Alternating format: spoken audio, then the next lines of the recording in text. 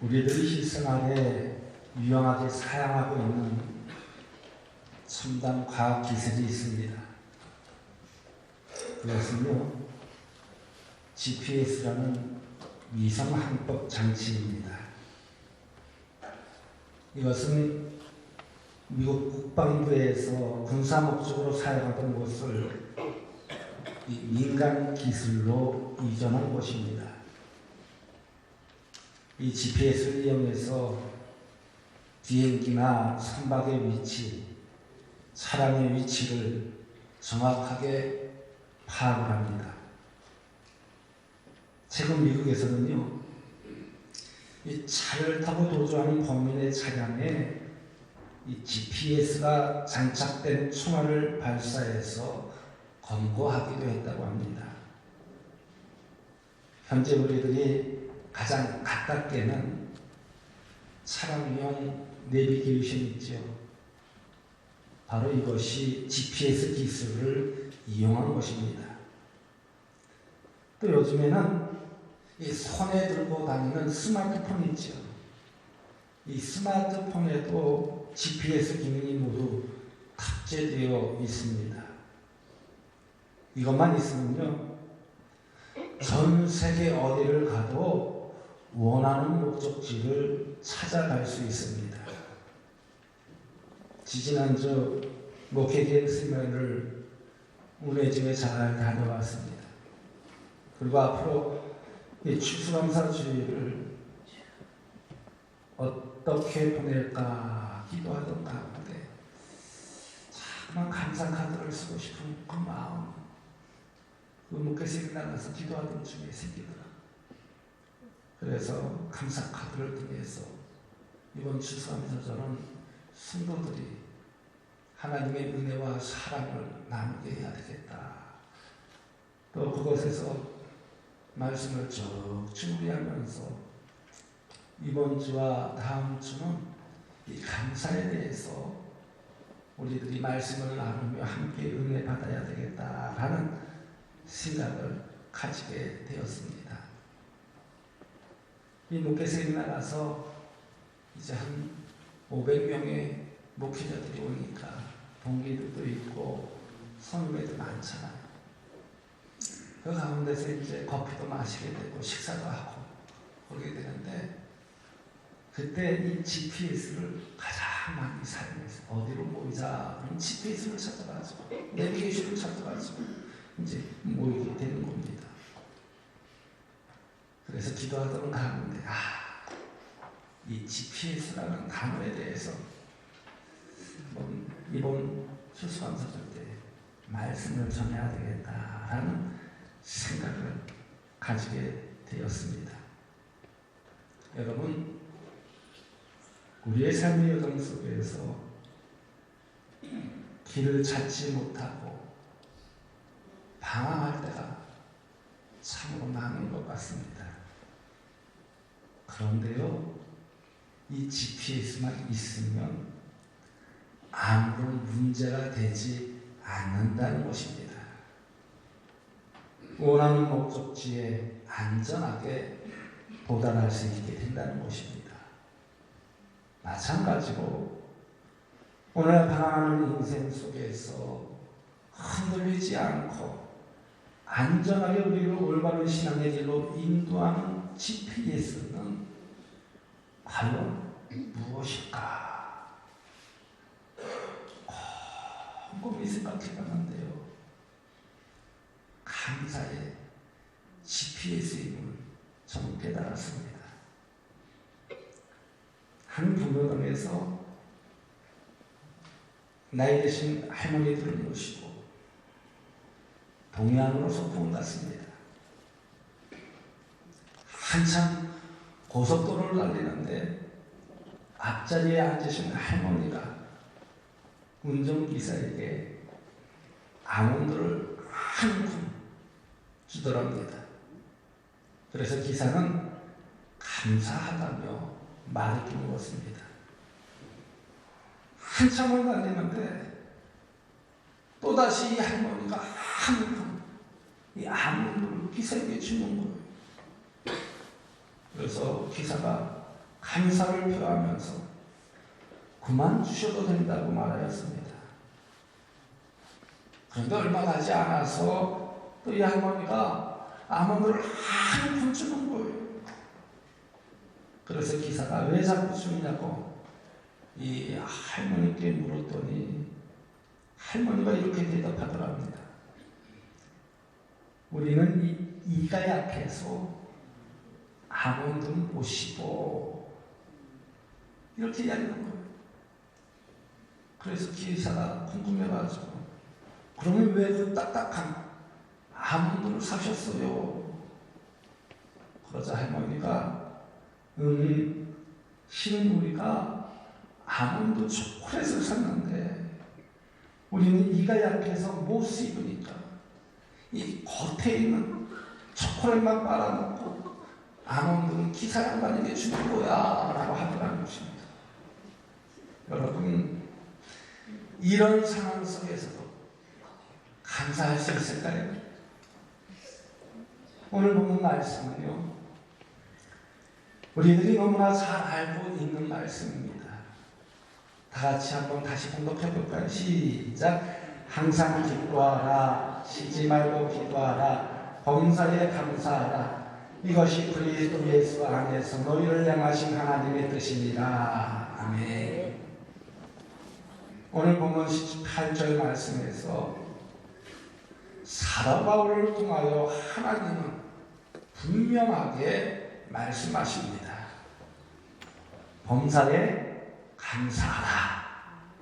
이것이 그리스도 예수 안에서 너희를 향하신 하나님의 뜻입니다. 여기서 분명히 범사에 감사하는 것이 하나님의 뜻이라고 하였습니다. 그렇다면 여러분, 이 말씀을 쉽게 우리 삶에 적용할 수 있을까요? 항상 기도하고 쉬지 않고 기도하고 범사에 감사하라. 이것은요 결코 쉽지 않은 것입니다. 그런데 그렇게 살아가는 것이 하나님의 뜻이고 하나님의 길임을 강조하여 주고 있는 것입니다. 그럼 왜 하나님은 우리들이 실천하기 어려운 세 가지를 제시하시면서 하나님의 뜻이라고 말씀하셨을까요? 데살로니가 교회는요, AD 50년경에 사도 바울이 2차 선교 여행 시에 약 3주 동안 머물면서 세운 교회입니다. 바로 바울이 데살로니가에 있는 유대인들에 해당해서 3주 동안 성경 말씀을 가지고 십자가에 달려 죽으셨다가 부활하신 예수 그리스도에 대해서 중보했습니다. 그 결과 고위층에 동반한 헬라인의 큰 무리와 유대인들이 이 바울과 신라를 따랐습니다. 바울 일행의 영향력이 데살로니가 도시 전체에 퍼진 것입니다. 그런데 이 바울 일행을 싫어하는 자들이 있었습니다. 그들은 바로 유대인들입니다. 그들은 불량배를 동원해서 야손의 집에 있던 바울 일행을 끌어내려고 침입을 하였습니다.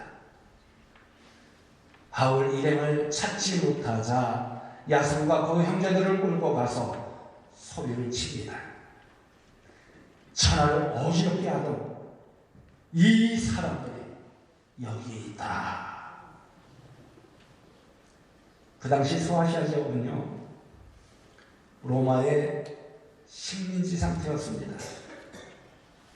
로마의 황제는 곧 세상을 통치하고 지배하는 절대적인 신과 같은 존재였습니다. 그런데 바울 일행이 이 로마 황제가 아닌 예수 그리스도가 메시아이며 왕이 되심을 선포하고 있습니다. 유대인들이 보기에는 황제 숭배를 거부하고 반역을 도모하는 자들로 여겨질 것입니다. 이 유대인들의 말을 들은 그 지역의 무리와 리더들이 소동이 벌어졌습니다. 이 이야기는요, 사도행전 17장에 기록되어 있습니다. 할 수 없이 바울의 일행은 야반도주하여 베레아로 가게 됩니다. 그런데 데살로니가에 있는 유대인들이 바울 일행이 다시 베레아에서 복음 전하는 소식을 듣게 되었습니다. 그러자 무리를 움직여서 복음을 전하지 못하도록 방해 공작을 폈습니다. 할 수 없이 바울은 믿음의 아들 디모데를 남겨두고 아테네로 떠났습니다. 그리고 다시 고린도 지역에 도착하였습니다. 그곳에서 바울은 디모데를 통하여 데살로니가 교회의 소식을 듣기를 원했습니다. 그런데 바울은 디모데를 통해서 뜻밖의 소식을 듣게 되었습니다. 불량배까지 동원하여 복음을 전하지 못하도록 극심한 핍박을 했던 이 데살로니가 교회에 복음의 역사가 일어났다는 소식입니다. 그들이 믿음의 역사와 사랑의 수고와 소망의 인내가 넘치는 교회가 되었다는 것입니다. 바울은 너무나 기뻤습니다. 기도할 때마다 하나님께 감사드리며 그들을 기억하였습니다. 데살로니가 교인들은 환난 가운데서도 성령의 기쁨으로 말씀을 받았습니다. 사람의 말로 듣지 아니하고 살아계신 하나님의 말씀으로 아멘, 아멘 하며 순종하였습니다. 그리고 주를 본받는 자가 되었습니다. 사도 바울은 이런 데살로니가 교인들을 칭찬하였습니다. 그런데 문제는요, 이 데살로니가 교회 가운데 여전히 극심한 핍박과 환난이 계속되고 있었다는 소식입니다. 이처럼 힘들고 감당하기 어려운 상황 속에 직면한 이 데살로니가 교인들을 향하여 오늘 바울이 결론적으로 한 말씀이 데살로니가전서 5장 16절에서 18절까지 오늘 본문 말씀입니다. 여러분, 그렇다면 왜 바울은 지금 핍박과 박해 속에 죽어가는 그들에게 직접적인 위로와 소망을 말하지 않고 오히려 항상 기뻐하라, 쉬지 말고 기도하라, 범사에 감사하라고 말씀하셨을까요? 만약 여러분이 데살로니가 교인들이었다면 이 바울의 권면이 야속하게 들리지는 않았을까요? 지금 자기들은 목숨을 걸고 복음을 전하며 지키고 있는데 항상 기뻐하라니, 쉬지 말고 기도하라니, 범사에 감사하라니 말이 됩니까? 언제 죽을지 모르는 상황 속에서 기뻐할 수 있느냐는 거예요. 기도할 수 있느냐는 거예요. 감사할 수 있느냐는 거예요. 주님 오실 때까지 거룩하고 흠없는 모습으로 보존하라는 이 바울의 권면은 이해가 잘 되지 않았을 것입니다. 이처럼 우리가 살다 보면요, 이해되지 않는 상황들이 참 많은 모습을 보게 됩니다. 전에 파키스탄에서 차량 폭탄 테러로 인해서 70명이 죽었습니다. 이 테러범들이 교회 안에서 예배 중인 자를 죽이려고 이 차량에다가 폭탄을 싣고 교회 안에서 폭발하게끔 만들었던 것입니다. 지금도 여전히 예수님을 믿는다는 이유 하나 때문에 무고한 사람들이 죽어가고 있습니다. 이런 상황에 있는 자들에게 기뻐하라고요, 기도하라고요, 감사하라고요, 이렇게 말할 때 그들에게 설득력이 있을까요? 이런 상황이라면 임마누엘 하나님께서, 전지전능 하나님께서 개입하셔서 그들을 잡아 옥에 가두거나 지옥으로 데려가야지 않겠습니까?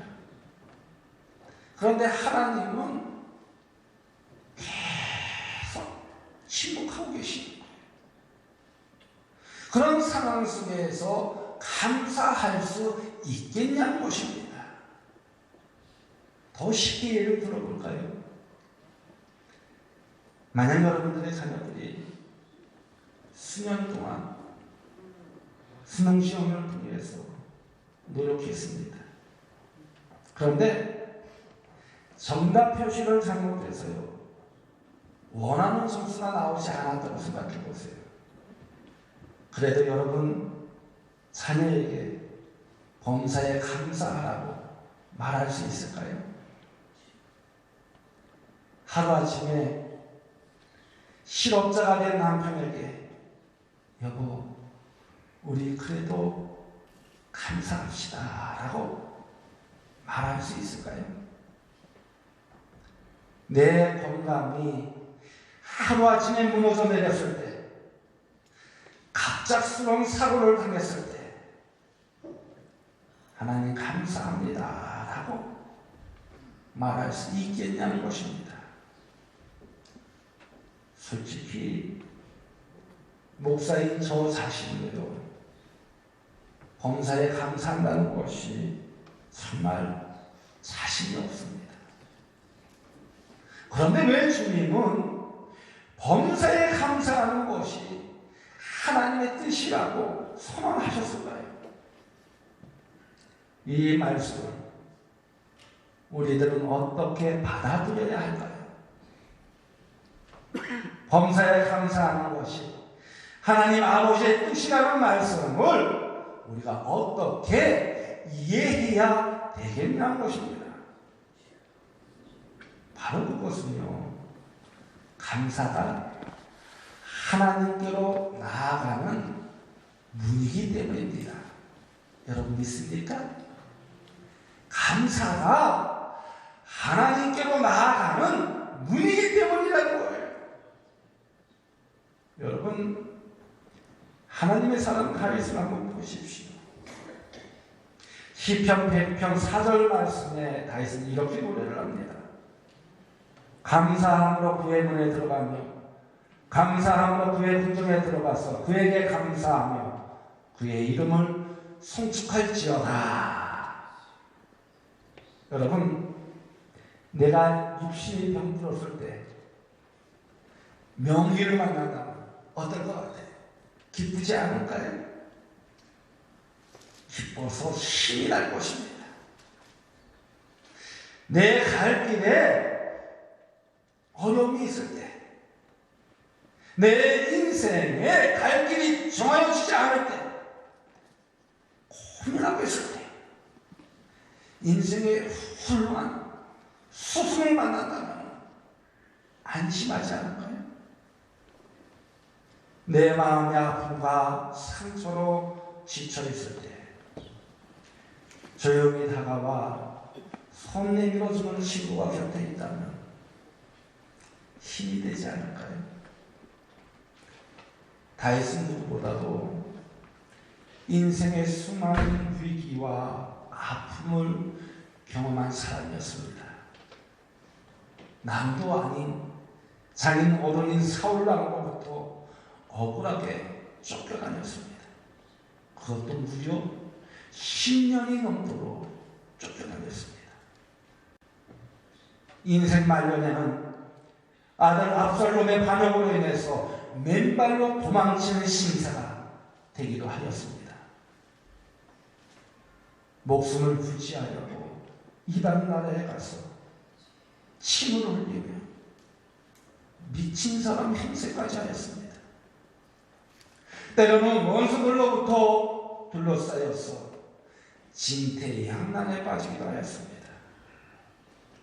그런데 이런 인생의 모든 닫힌 문을 활짝 여는 마스터키를 발견하였습니다. 사막에서 오아시스를 발견한 것처럼 다윗은 찬양하며 노래하였습니다. 그 마스터키가 바로 감사였다는 것입니다. 그러기에 감사와 찬양은 하나님의 긍정에 들어가는 문이라는 것입니다. 우리를 지으시고 기르시고 주의 백성 삼으신 하나님은 감사하는 자에게 그의 긍정으로 초대하였습니다. 그러기에 감사하는 자만이 천국 잔치에 초대된다는 것입니다. 감사하는 자만이 하나님이 예비하신 축복의 문으로 들어가게 된다는 것입니다. 그런데 반대로요, 원망하며 불평하는 자는요, 하나님의 긍정에 들어가지 못합니다. 그러기에 천국은 오직 범사에 감사하는 자에게 열려진 문이라는 것입니다. 그러기에 감사의 문을 통과한 자들만이 주님과 함께 영광과 찬양을 올려드리는 축복의 삶을 살게 된다는 것입니다. 데살로니가 교인들은요, 원망과 불평의 문을 선택하지 않았습니다. 그들은 감사의 문을 선택했습니다. 비록 예수님 때문에 환난과 핍박을 받았지만 그들은 원망하거나 불평하지 않았습니다. 비록 예수님 때문에 지금 내가 생명을 잃을 위험에 처해 있지만 그들은 절대로 예수님을 원망하거나 불평하지 않았다는 거예요. 오직 믿음으로 견고하게 일어섰습니다. 서로 사랑의 수고를 통해 돌아오고 위로하고 격려했습니다. 다시 오실 부활의 주님에 대한 흔들리지 않는 소망을 가지고 인내했습니다. 그 결과 이 데살로니가 교인들은 주님을 본받는 소문난 그리스도인들이 되었습니다. 바울이 기도할 때마다 떠올리며 감사하는 자들이 되었습니다. 이처럼 여러분, 이 감사라는 것은요, 선택이에요. 선택이에요. 제가 여러분에게 감사하십시오. 감사하십시오. 아무리 목매어 이야기해도 내 자신이 받아들이지 않으면요, 감사하지 못하는 거예요. 아무리 목매어 부르짖어도 내 마음이 허락하지 않으면 받아들이지 못합니다. 그래서 감사는 선택이라고 해요. 원망과 불평으로 세상을 바라보면 모든 것이 비판거리로 보입니다. 그 안에 슬픔과 탄식만이 가득한 모습을 보게 됩니다. 그러나 감사로 세상을 바라보면 그 마음속에 기쁨이 생기고 찬양이 있게 되고 은혜가 넘치게 된다는 것입니다. 그래서 천국과 지옥의 차이는요, 내가 감사하느냐 하지 않느냐 이것으로 결정되어진다는 것입니다. 그렇다면 여러분의 선택은 무엇입니까? 감사입니까? 원망과 불평입니까? 얼마 전 라디오 방송 가운데 들은 이야기입니다. 아마도 교회 중직으로 섬기시던 분의 아들인 것 같습니다. 자기 아버지가 유언으로 남기셨던 말씀이 생각나서 이 방송사에다가 글을 써서 보낸 것입니다. 아버지는 가정에서나 교회에서나 직장에서 항상 비판적이셨답니다. 그래서 직장에서도 오래 견디지 못하고 자주 직장을 옮기셨대요. 집에서도 어머니가 밥상을 차려놓으면 항상 불평이 많으셨답니다. 그리고 교회에서도 목사님을 힘들게 하고 교인들과 다투는 일이 대반사였던 것입니다. 결국 죽음 직전에서는 주변에서 찾아오는 친구조차 없는 인생이 되고 말았습니다. 아버지가 임종 직전 자식들을 다 불러놓고 마지막 유언을 남기는데 이렇게 말한다고 합니다. 너희들은 앞으로 절대 야당하지 말아라. 무조건 여당으로 살아라 라는 말입니다. 정치를 보면요, 항상 야당이 어떻습니까? 여당을 비판하고 견제를 하지 않습니까? 물론 야당이 나쁘다는 것은 결코 아닙니다. 야당이 바르게 견제를 하고 비판해야 균형을 잡을 수 있어요. 문제는 자신이 항상 남을 비판하고 잘못을 지적하는 인생을 살다 보니까 스스로 불쌍한 존재가 되고 말았다는 것입니다. 그래서 자기는 그렇게 살지 말아야 되겠다는 그런 생각을 하게 되었다는 것입니다. 그런데 이 사람이 어려서부터 부정적인 아버지의 모습을 보고 자라서 그런지 자기도 모르게 자기 안에 아버지의 모습이 그대로 투영되어 있더라는 것입니다. 그래서 자기 자식도 할아버지와 같이 이 자기와 같이 닮지는 않을까 걱정이 되더라는 것입니다. 그래서 그를 통해서 한 라디오 방송에 전해 주었습니다. 그러면 여러분, 감사가 하나님의 뜻이라는 말씀의 의미는 무엇일까요? 하나님이 가장 기뻐하시는 일이 바로 감사라는 것입니다. 아무리 어렵고 힘든 상황일지라도 범사에 감사하기를 선택하라는 거예요. 감사하는 마음을 가지며 살라는 것입니다. 이것이 하나님이 예비하신 궁정으로 들어가는 문이요, 이 땅에서 주님이 주신 위로와 평안과 기쁨을 누리는 비결이라는 것입니다. 그러기에 아무리 힘들어도 감사하기로 결단하면 그 속에 하나님의 능력이 머물게 된다는 것입니다. 하나님이 곁에서 도와주신다는 것입니다.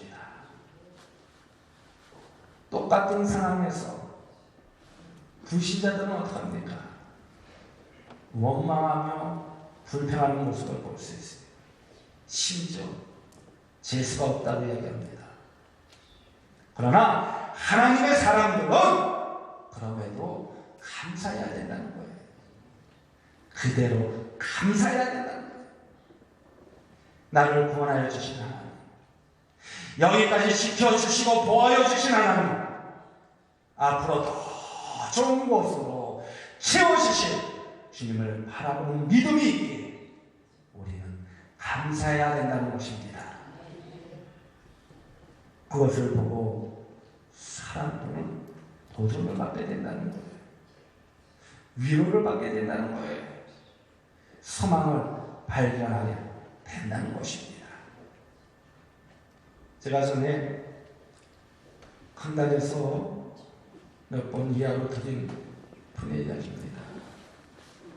제가 전에 부목사로 있을 때 한 권사님이 계셨는데 이 권사님은요 1년에 100명 이상을 전도해요. 한 번도 안 놀라요. 1년에 100명이면 한 주에 몇 명일 것 같아요. 2명 이상 해야 돼요. 거기 쉬운 것 같죠? 얼마나 힘들고 어려운지 모릅니다. 한 주에 매주 2명 이상 전도한다는 거예요. 그런데 그 권사님 가정에 불미스러운 일이 있었습니다. 그 권사님 남편이 공군 이제 제대했어요. 그래서 퇴직금 다 해가지고 이제 좀 넉넉하게 살아갑니다. 서울에서 40몇 평, 50몇 평짜리 집에 아파트에 상당히 크잖아요. 그런 집에 가면 화초를 얼마나 좋아하는지 화초가 베란다에 야 나도 이런 집에서 살아왔으면 좋겠다 할 정도로 정말 아름답게 꾸며놓고 행복하게 사는 가정입니다. 그런데 이 시동생에게 보증을 썼다가 하루아침에 48평, 50몇 평짜리 아파트에서 살던 사람 18평 반지하로 내려가게 돼요. 여러분 큰 데서 살다가 조그만 데서 살기가 얼마나 힘든지 아십니까? 조그만 데서 살다가 큰 데서 살기는 편해요. 근데 큰 데서 살다가 조그만 곳으로 이사 간다는 것이 얼마나 힘들고 어려운지 몰라요. 그런데 그분 얼굴이 항상 기쁨이 있어요. 감사함이 있어요. 여러분 이해할 수 있어요? 여러분 이해할 수 있어요? 1년에 100명 이상 매해마다 전도에서 서울 안면에서 전도 와 매년마다 표창장을 그러던 분인데 48평짜리 아파트에서 18평짜리 열린 빌라 그것도 반지하 내려가는 생각을 해보십시오. 자기 잘못도 아닌 시동생에게 보증을 썼다가 모든 것이 날아간다는 생각을 해보십시오. 억울하지 않을까요? 그런데도 불구하고 웃을 수 있어요? 감사할 수 있어요? 저 같으면 못할 거야. 하나님, 제가 하나님께 어떻게 했는데 저에게 이런 시련을 주십니까? 저에게 이런 고통을 주십니까? 이렇게 원망하며 불평했습니다. 근데 그 권사님은 하나도 척하지 않더라. 예전에 하던 그 모습대로 웃으며 말씀을 듣고 나아가시는 거예요. 그 주위에 있는 사람들이 깜짝 놀라는 거예요. 아니 저 사람은 어떤 사람이기에 하루아침에 모든 집이 다 날아가 버렸는데 저렇게 웃을 수 있을까? 저렇게 감사할 수 있을까? 손가락질하는 사람도 있었지만 놀라는 거예요. 놀라는 거예요. 그래서 저 사람이 믿는 하나님은 어떤 하나님인지 한번 나를 믿고 싶다. 그래서 교회를 사시고 싶다. 교회를 사시고 그래서 전도된 사람들이 더 많아지는 모습을 목격했습니다. 그런데 더 놀라운 것은요.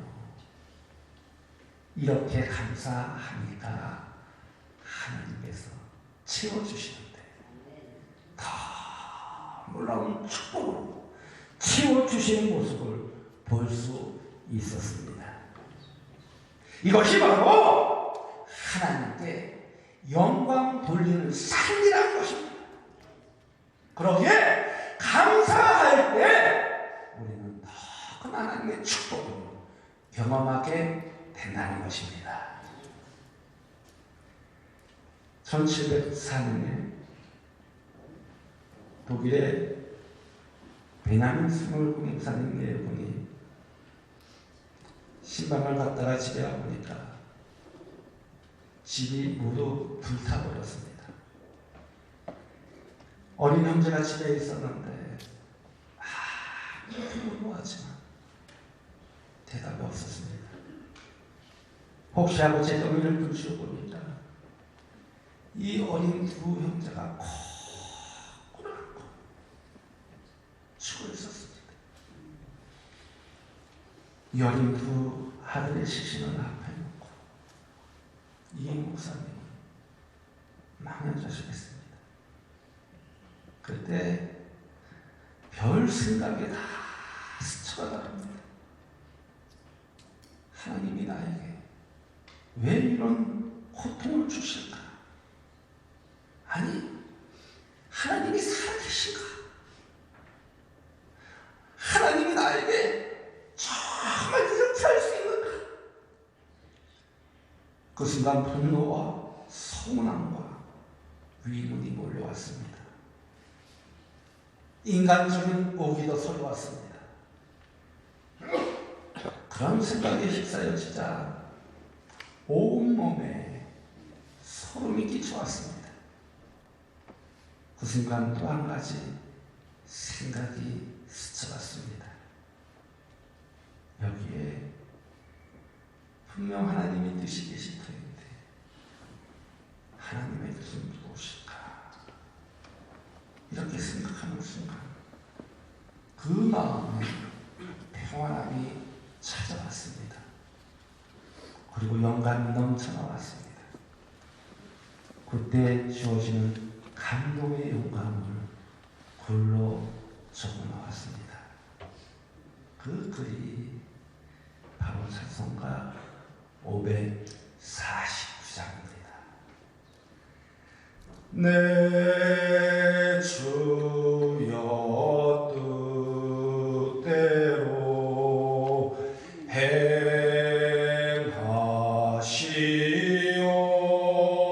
행하시옵소서. 온 몸과 영혼을 다 주께 드리니 이 세상 고락한 주 인도하시고 날 주관하셔서 뜻대로 하소서. 흘러가는 이 분이 작사한 곡입니다. 여러분, 행복이나 기쁨이나 감사함의 삶은 그냥 얻어지는 것이 아닙니다. 주어진 환경에 대해서 어떻게 반응하느냐에 따라 달라진다는 것입니다.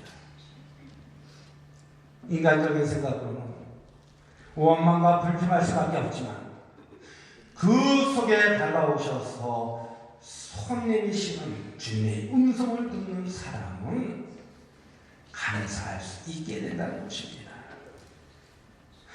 주님의 위대의 손길을 터치하는 사람은 다시 일어설 수 있게 된다는 것입니다. 그러기에 어떤 상황 속에서도 감사를 할 수 있길 간절히 소원합니다. 왜 주님께서는 핍박과 환난이 여전히 계속되는 데살로니가 교인들을 향하여 범사에 감사하라, 이것이 하나님의 뜻입니다 라고 강조하셨을까요? 감사의 문을 통과하는 자만이 주님의 잔치를 맛볼 수 있기 때문입니다. 그 감사의 문을 통과하는 자에게만 주시는 놀라운 축복이 있기 때문입니다. 그렇다면 여러분의 감사의 GPS가 꺼져 있지는 않습니까? 원망과 불평의 GPS가 나를 인도하고 있지는 않습니까? 무조건 감사하십시오. 그리고 감사를 선택하십시오.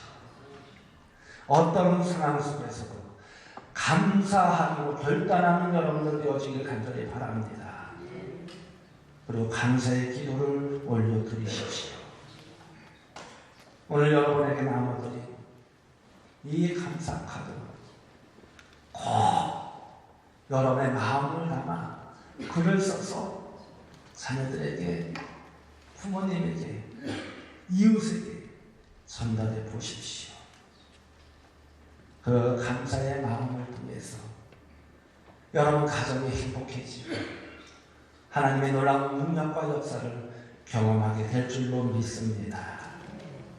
여러분, 감사는요, 하나님이 가장 기뻐하시는 뜻이라고 했어요.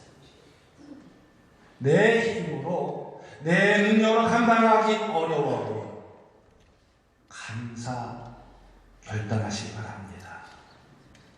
우리 모두 다음 주 추수감사주일을 앞두고 이 감사의 GPS를 향하여 모든 하남교회 가족들이 달려가기를 원합니다.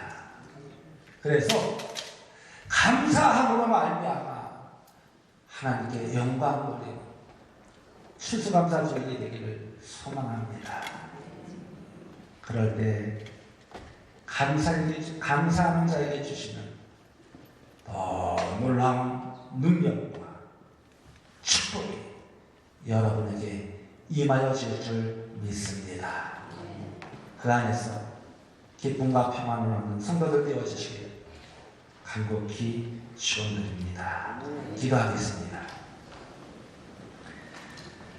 자비하시고 은혜로우신 하나님, 오늘 말씀을 통하여 저에게 감사할 수 있는 믿음을 주시니 고맙습니다. 환난과 핍박 속에도 하나님께 감사했던 데살로니가 성도들처럼 어떤 어려움 속에서도 하나님만 바라보며 기뻐하며 기도하며 감사할 수 있는 자녀들이 되게 하여 주옵소서. 감사를 통하여 인생의 모든 닫힌 문이 활짝 열려지게 하여 주옵소서. 그래서 우리 마음속에 항상 주님이 함께 하심을 경험케 하여 주옵소서. 주님 은혜 안에서 감사의 GPS를 하나님께 활짝 펴게 하여 주옵소서. 그래서 감사함으로 말미암아 하나님의 놀라운 능력과 역사를 경험하게 하여 주옵소서. 그래야 하나님께 온전히 쓰임받으며 축복받는 자녀들이 되게 하여 주옵소서. 예수님의 이름으로 기도드립니다. 아멘.